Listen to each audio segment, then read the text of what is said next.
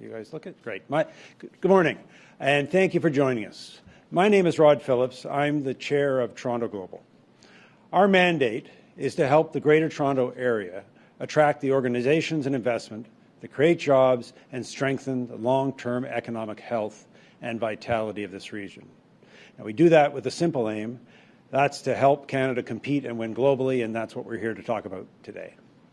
I'm very pleased to be here today with Kevin Reid, the President and Chief Operating Officer of the Defence, Security and Resilience Bank, MP Julie Dzerowicz, who's the chair of the GTA caucus for the federal Liberal government, MP Nolan Quinn, who is the Minister of Colleges, Universities and Research, MPP Stephen Lecce, who's our Minister of Energy and Mines, and finally, Finance Minister Peter Bethenfalvy, who is also the MPP for Pickering, which we can never forget.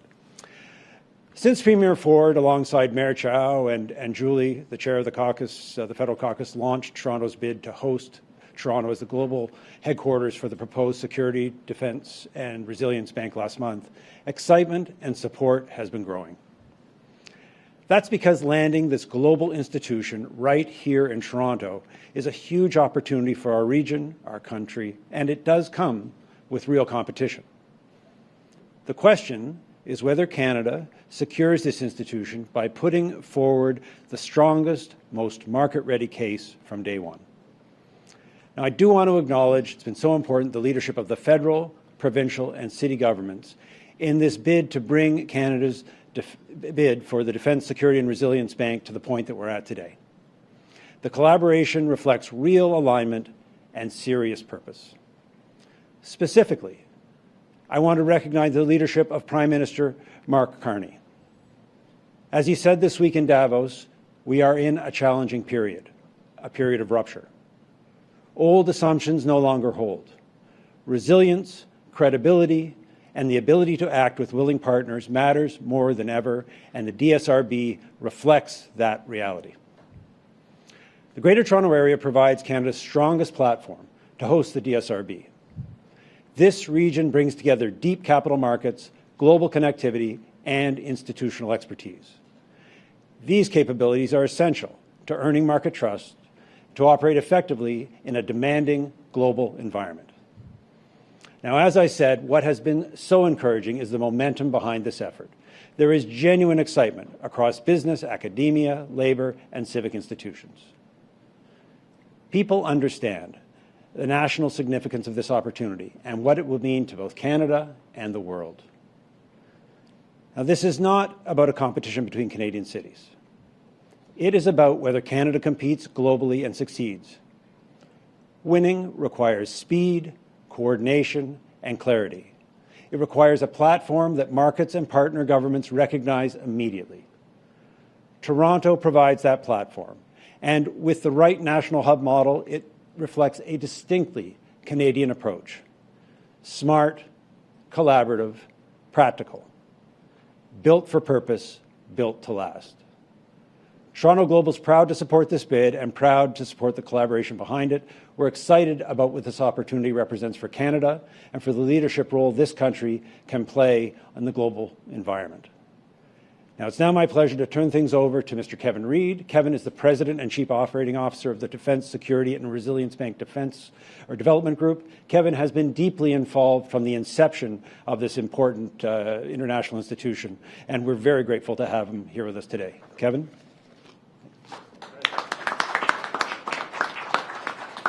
Well, thank you, Rod. Ministers, Julie, good morning, everybody. It is a great Thursday morning. I'm losing track of my Friday morning.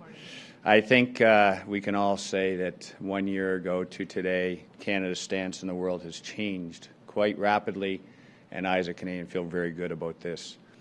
I'd like to thank Toronto for your leadership, Ontario for your leadership, as this national effort from coast to coast has really bound Canada in many ways as we start to launch the Defence, Security, Resiliency Bank. Perhaps I'll just speak about where we stand from the last time I spoke to you.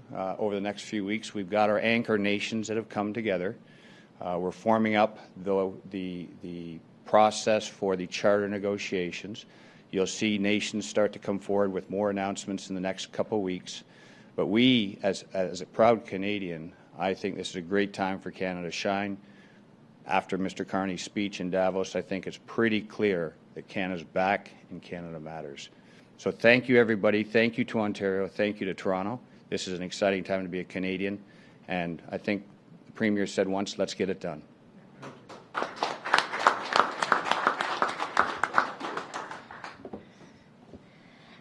Good morning, everyone. As already mentioned, I'm Julie Dzerowicz. I am not only the very proud Member of Parliament for an amazing riding in downtown West Toronto called Davenport, but I also have the privilege of chairing Toronto Caucus. I got a little bit of a promotion. I'm not the chair of the GTA Caucus, but I am the chair of Toronto Caucus, which thank you, which represents 23 federal Liberal MPs. I also have the privilege of chairing the Canada-NATO Parliamentary Association. Now, when we were last together about a month ago, I spoke about why the Defence, Security and Resilience Bank matters. Today, what I want to talk about is why this moment matters and why Toronto is Canada's strongest bid. Earlier this week in Davos, and it looks like we're all quoting our Prime Minister, it really was a phenomenal speech. Earlier this week in Davos, Prime Minister Carney said something that resonated very deeply with me. He said, the old order is not coming back. We should not mourn it. But from the fracture, we can build something better, stronger, and more just. He also said that Canada is no longer relying on just the strength of our values, but on the value of our strength. We're building that strength here at home. We're cutting barriers, we're fast-tracking investment, we're doubling defence spending by 2030, we're committing to reaching 5% of GDP spending by 2035, the most ambitious defence build-out in Canadian history. The Defence, Security and Resilience Bank is how we continue to turn that commitment into action. This bank is how allied democracies not only talk about rearming, but also start to finance it credibly, at scale, and with the discipline that capital markets demand. Now, let me be clear about something. I'm here representing the Toronto Caucus, 23 Liberal MPs, not our entire federal government. The Prime Minister will ultimately make the call about the city. But our job today is to make that decision as easy as possible. And here's the simple truth. The Defence, Security and Resilience Bank is a bank. It's not a policy shop. It's not a think tank. It's a bank. Banks need capital markets. Toronto's North America's second largest financial centre. All 5 of Canada's major banks are headquartered here, including RBC, which is already a founding institutional partner of the Defence, Security and Resilience Bank. We have the pension funds, the institutional investors, the regulatory infrastructure, and the workforce. Over 450,000 financial service professionals work in this region. Banks need also global connectivity. Pearson serves 200 destinations. We have 100 consular missions. Half of Toronto's residents are foreign-born. We don't just talk diversity, we operate in it every day. And banks need trust. Canada's banking system has been ranked among the world's soundest for over a decade. And as Kevin Reid succinctly put it previously, Canada is viewed very much like the honest banker. In a world where trust is increasingly scarce, that reputation is priceless. A month ago, I told you that this was Canada's moment to lead, and that hasn't changed. What has changed is the world around us. Since December, the geopolitical landscape has only grown more uncertain. Our allies are looking for partners they can count on, and Canada, under Prime Minister Carney's leadership, has made it clear that we intend to be one of them. And Toronto is ready to host the Defence, Security and Resilience Bank. I spent almost 20 years in the investment banking, and biotech sectors before I entered politics. And I learned one thing above all else. Ambition isn't enough. You need infrastructure, you need talent, and a financial ecosystem that can sustain complexity over the long term. Toronto has all 3. Under the leadership of Toronto Global and with the support from the province, the city, and business leaders across the city and the region, a 120-page pitch book has been assembled with letters of support from the Premier, from the Mayor, from CEOs of many organizations. But this isn't ultimately about one city winning. It's about Canada succeeding. So I'm going to leave you with this. Prime Minister Carney said that for middle powers, the question isn't whether to adapt to this new reality. We must. The question is whether we adapt by building higher walls or by building something more ambitious. The Defence Security Resilience Bank is our chance to build something more ambitious, together with our allies, and Toronto is where we will build it. Thank you.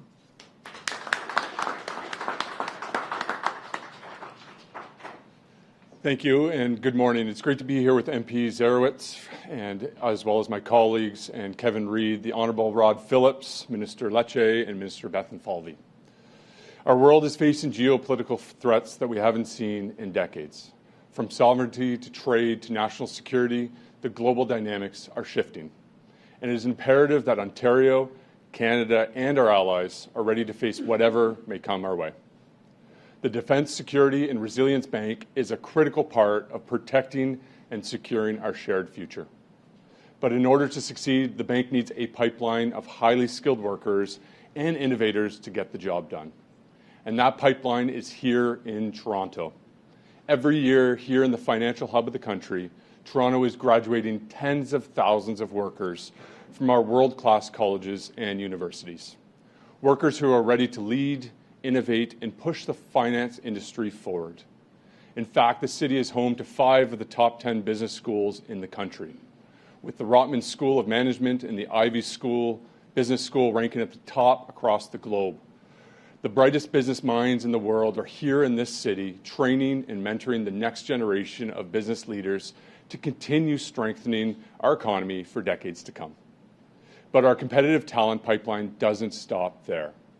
We're home to North America's 3rd largest tech workforce, backed by leading institutions that keep Toronto on the cutting edge of innovation. This didn't happen by chance. Our exceptional colleges and universities, backed by a recent $750 million STEM investment from our government, are preparing thousands of students to thrive in each of their tech careers, bolstering our tech sector with the workers they need to lead this industry on the global stage. When you combine Toronto's unique position of being an international financial centre and North America's 3rd largest tech workforce, and as well as the city's exceptional post-secondary institutions, it makes Toronto a global financial tech talent powerhouse. And that's exactly the type of host city that the bank needs. I would be remiss if I didn't mention our research institutions, who are world-renowned for their excellence. From AI to physics to advanced technology, Toronto's researchers are making discoveries that drive the finance sector and the defence sector. Meaning with Toronto as the host, the bank would have access to not only a world-class workforce, but the innovative minds who are advancing the finance, tech, and defence industries to be the most competitive in the G7. The answer is clear. Toronto has the expert workforce, the talent pipeline, and the leading researchers to ensure the bank fulfills its mission. Our talent is unparalleled and equipped to protect Ontario, Canada, and our NATO allies today and for tomorrow. We are seizing this opportunity when the world needs it most to show that Toronto is ready to lead. Thank you, and I now invite Minister Lecce to say a few words. Thank you so much. It's good to be here with colleagues across the governments, really to reflect. The past few weeks, I think, have been a somber reminder of the fundamental shift in alliances, relationships, and trust amongst democracies. And the world is looking to nations that will stand up both for sovereignty, for democratic values, and for economic opportunity. And I think given the past actions, the past weeks we saw with Greenland and so many other case studies before us, the value proposition of Canada as a stable and dependable NATO ally, as a country that upholds the rule of law, that respects the sovereignty of nations, that commits deeply to the rights of all peoples, I think reminds us why we are proud to be upholding Canada's values and be defending the interests of Toronto as we say this city, the center of the financial action, a manufacturing hub, a province that has what the world fundamentally needs, from clean nuclear power, as we lead under the Premier's leadership the largest nuclear expansion on the continent. We have critical minerals, vast sums of rare earths and critical minerals that the world needs for defense and military applications. When we hear the President say that we do not need, for example, Canadian energy, resources, or anything, we remind him that nickel is overwhelmingly imported in the U.S. from Canada, from the north, from the Timmins Nickel District. Potash, uranium, the case studies go on. Canada punches above our weight. And so we're here to unapologetically make the case that those values, Canada's values, Ontario's values, and Toronto's values must prevail. And this city is uniquely positioned to lead. And our Premier has taken the position. We've got to stand up for ourselves and our country, now more than ever. So we're proud, as a government working with the city, the feds, one mission. We may be from different parties, but we are fighting on the same team today, which is to attract investment, to build our economy strong, and yes, to build a manufacturing hub using the clean resources, clean power, critical minerals that will help underpin the development of this bank and the defense of our country. Because be under no illusions, when we say the world has fundamentally changed, just in the last weeks, I think we've all had the somber reminder we've got to smarten up as Canadians. And that's why increasing military spending at 5% will make a difference. Ontario is primed to advance our manufacturing industries because of these investments. And I know the Minister Bethenfalvy has been working around the clock to attract investment, to build the conditions for economic growth. And our Premier and Peter and so many others are deeply committed to this bid. And so will you join me in welcoming Ontario's Minister of Finance as we stand together, work together to protect our province and make the case that this city, and this city alone, is the best place for the Defence, Security and Resilience Bank. Thank you all. Well, thank you, Minister Lecce. Very inspiring words. I want to thank everyone here today, and I want to thank especially the people standing with me today, MP Julie Dzerowicz. Thank you for your leadership in the Toronto caucus. I'm sure you're going to bring the Greater Toronto caucus and the rest of Ontario on board, because this is an Ontario team effort, not just Toronto. It's going to benefit not just everybody in this region, but right across the country. I want to thank Minister Quinn for, as you said, 5 of the leading 10 institutions across Canada are right here in Ontario, right close to Toronto. And you made an eloquent case from a research point of view why Toronto should be the home of the new Defence, Security and Resilience Bank. I want to thank Minister Lecce more formally, leading the charge that continues Ontario's role as an energy superpower with a vision for the future in the nuclear industry and also in the mining industry. In a few weeks, we're going to have PDAC, the Global Centre for attracting mining companies around the world. They come to Toronto. Ontario is the leading mining industry sector in Canada, right here in Ontario. And of course, I do want to thank my colleague, the Honourable Rod Phillips, for your leadership, continued leadership in all things Toronto, Ontario, and Canada. And last but not least, very robust Kevin Reid, who flew in at 3:30 a.m. last night and is here bright and early. Thank you very much, Kevin, for your leadership as President and CEO of the new bank. Your leadership for not just Ontario, but all of Canada and the world is felt by many. So thank you very much, Kevin. Where are you, Kevin? Oh, you're all the way back there. Thank you. Today, we're also joined by some of our province's key leaders in business, labour, and innovation to reaffirm Ontario's widespread support for Toronto to host the Defence, Security and Resilience Bank. Around the globe, defence and security needs are rising. The world finds itself in the midst of a changing international order, one where new geopolitical risks are reshaping economies, disrupting supply chains, and threatening resilience. NATO members and our international allies worldwide see this, and they are looking for solutions to these rising challenges. And so we stand united here today as one Team Ontario, one proud Team Ontario, as one proud Team Canada. Folks, we are ready to lead. The Defence, Security and Resilience Bank seeks to mobilize public and private capital and support defence, security and resilience projects by allied countries. And for an institution like this to succeed, it needs credibility. It needs market expertise. And it needs global connectivity. Well, I'm here to tell you that Toronto offers all three.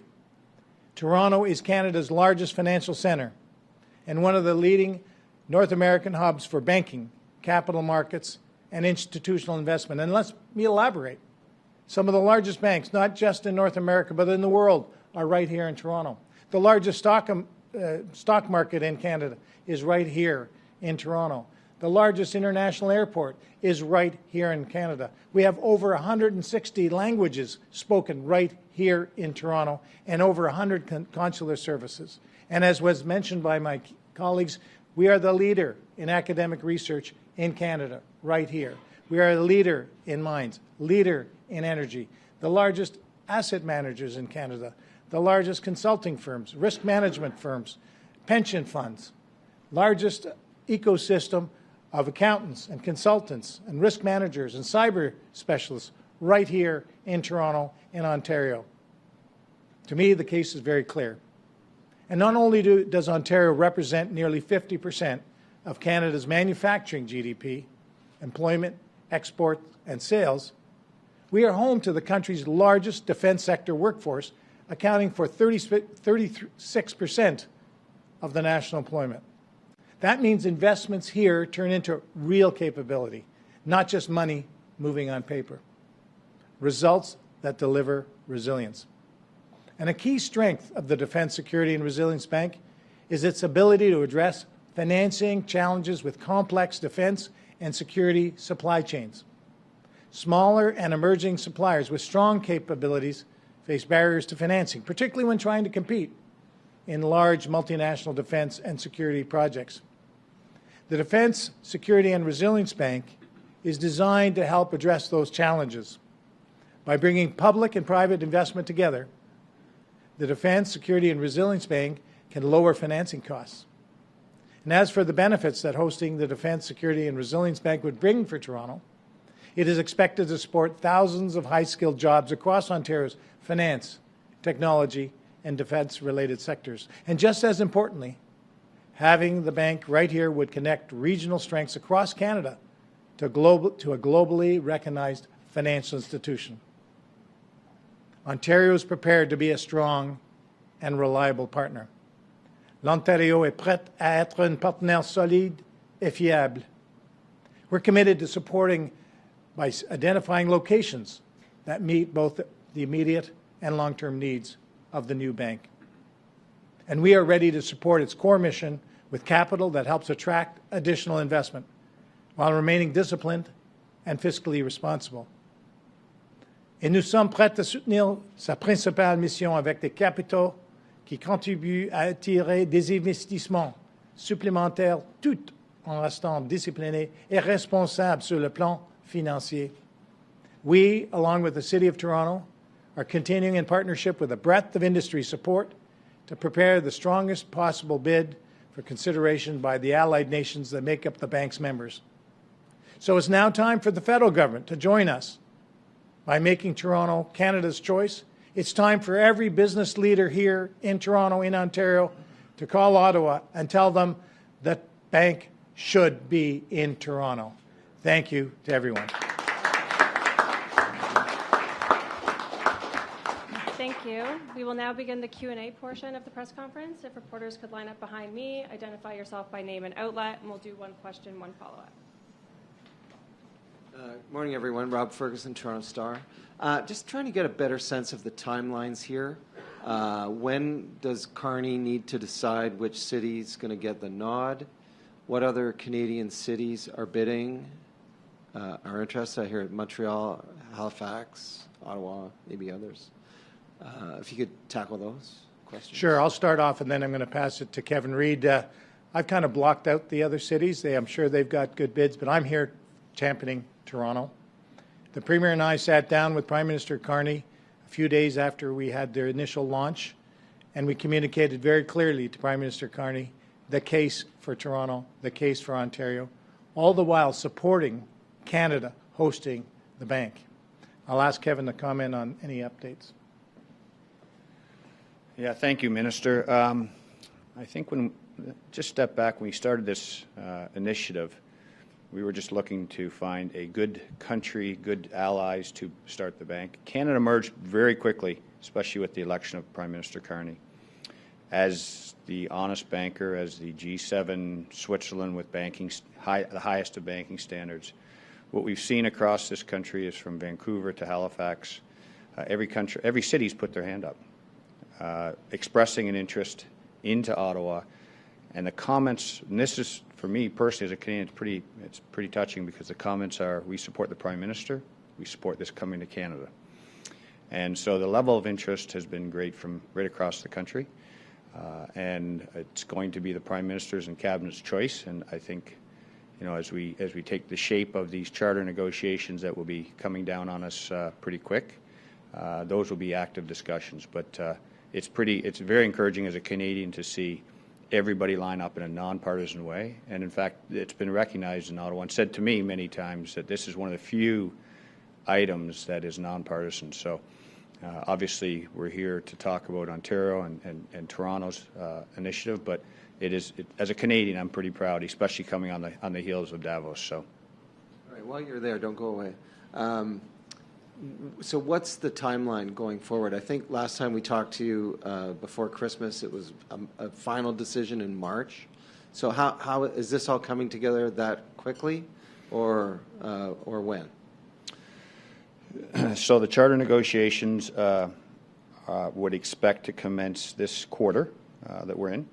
One of the elements of 7 key areas of negotiations with the anchor nations will be who will be the host city. And it'll be in that period of the charter negotiations that there will be a full discussion and deliberation. I think it's pretty clear that Canada's put their hand up to say, we want to host it. I don't want to speak for the Prime Minister, but that's been a clear communication.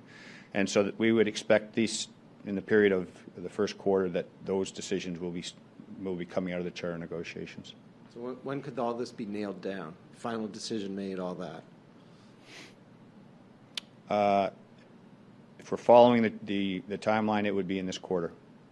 Okay. Hi, Tina Yazdani with City News. My question is for the Finance Minister.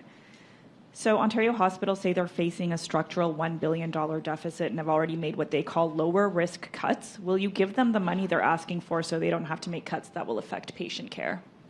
Well, first off, I want to thank all of our healthcare system, including hospitals. I want to thank all the nurses, the doctors, the specialists, all the people who provide world-class healthcare to Ontarians, and that will continue for the benefit of patients right across this province. Our province has always been there to support the healthcare workers, to support the hospitals and the whole system beyond hospitals, home care, to primary physicians, to acute care, to long-term care. In fact, we supported our hospitals financially by increasing their budgets over our 7+ years in office by 7% a year. Unprecedented investments in healthcare. I will say it's primary for the hospitals to manage their affairs in the most effective way so they deliver world-class service to the patients, and that we've got to continue to support the frontline workers. That said, we have to make sure, as the Finance Minister, that we can provide sustainable financing over the long term. So their job as hospitals to make sure they pursue stable and long-term financial plans for the benefit of patients and supporting our frontline healthcare workers. But, despite those big investments, and I know that the government has made big investments, but they're saying it's not enough, frankly. So will you at least consider in the next budget increasing the amount that they're receiving so that they can, continue to give that world-class patient care, as you said? Well, first off, as Finance Minister, everybody wants more money. I'm used to that. Healthcare is our largest investment in our fiscal plan. We're continuing to invest record amounts, as you said, collectively $92 billion. That's some $30 billion over the $60 billion we started with 7 years ago. So record investments in our healthcare. We have a growing population, an aging population, and we are committed to achieve some core objectives, getting every Ontario citizen attached to a family doctor. We're well on our way in that plan and making tremendous progress, leading the country. We're focused on reducing emergency wait times.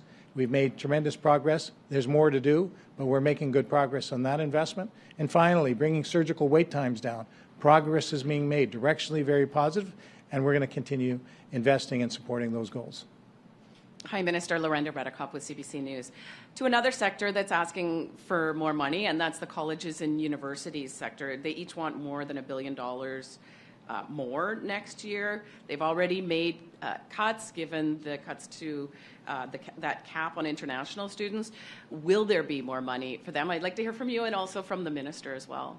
So would I. So, no, in all seriousness, and you know, we work very closely with the federal government and very collaboratively and very well together. But I will say that decisions made by the federal government to shut down student permits is having a tremendous impact on our colleges and universities. So I first want to thank the leadership of our colleges and universities for, in a very tough environment, continuing to provide world-class leadership, world-class education. And we're going to continue to make investments. I know the minister will echo some of the things that I'm about to say, that when those changes were made by the federal government, we ponied up another $1.3 billion of support over 3 years for the sector. We also invested, and I know this, it was in my last budget, $750 million for over 20,000 new STEM, science, technology, engineering, math seats. That's 20,000 new seats per year in addition to what we fund today. So we're going to continue to work with our colleges and universities from a fiscal point of view to provide the best education and opportunity for our students so that as we grow our economy, as Minister Lecce is growing the nuclear and energy sector that's going to require skilled trades, engineers, scientists from across the province, and invest in that, and particularly as well through our universities and colleges. And I'll pass it to Minister Quinn to elaborate. He's over there. Thank you, Minister Bethenfalvy. Yes, as he has mentioned, in the last 2 years, we've invested over $2 billion to stabilize our post-secondary sector. The $1.3 billion prior to my time, as well as the $750 million investment into 20,000 newly funded STEM seats. That's on top of the 70,000 STEM grads we are graduating on an annual basis. I think the one thing to remember is since we've come into office, we've increased our annual funding for the post-secondary sector every single year. This year, actually, the funding is up 12% from 2 years ago, the operating funding. It's now $5.6 billion from $5 billion 2 years ago. It's an 8% increase over last year. Okay. This one is for Minister Bethenfalvy. We heard a pretty dire warning from Build, talking about the potential for 100,000 job losses. The housing sector, I mean, we keep thinking it can't get worse, and it does. So what we've heard is that Build is asking for a cut to the HST on all new homes. I know you've been asked about this before. Is that possible? If not, what else are you looking to do? So thank you. That's a very important, we have to deal with not the world that we wish it would be, but the world that we have in front of us. I got that from someone recently. And the housing situation is a very important part of not only the construction jobs, the trades, and all the people that work in the industry. Obviously, for the people that want the dream of home ownership is very important, but also for our economy. It's a big part of our economy. As you know, we've had discussions with the federal government. The Premier referenced that yesterday. He had conversations with the Premier. I was with the Premier when we had conversations with the Prime Minister. I would say this, it's a shared responsibility where we move provincially, municipally, and federally together, we'll achieve more. I also want to highlight the fact that we haven't waited for that level of collaboration. We moved very early to provide funding. For example, we announced another $1.6 billion last August for housing infrastructure, working with municipalities. So that takes us to $4 billion. We have our over $1 billion Building Faster Fund, working with municipalities to get more starts and completions done. And we're going to look at ideas outside of the box. We have to be innovative. We understand that we want to support the housing sector. We want to support the trades and the construction jobs. We want to be mindful that if we don't have investment, then we won't see starts in 3, 4, 5 years. It takes that long to plan projects. So it's a collaborative effort. It's on our radar, and we're gonna get things done so that we can optimize the opportunity. So you are considering changes? All options are on the table. Thank you. That concludes today's press conference. Thank you, everyone. And I just want to say, I appreciate you being here. If you have any lines into Ottawa, pitch Toronto. It's the best place to have the bank. I'm part sales guy, not just finance guy. And just remember that we are a leader in just about every sector. It makes a lot of sense. I want to thank again our colleagues for coming here. Go Toronto, go Ontario, go Canada. Thank you very much.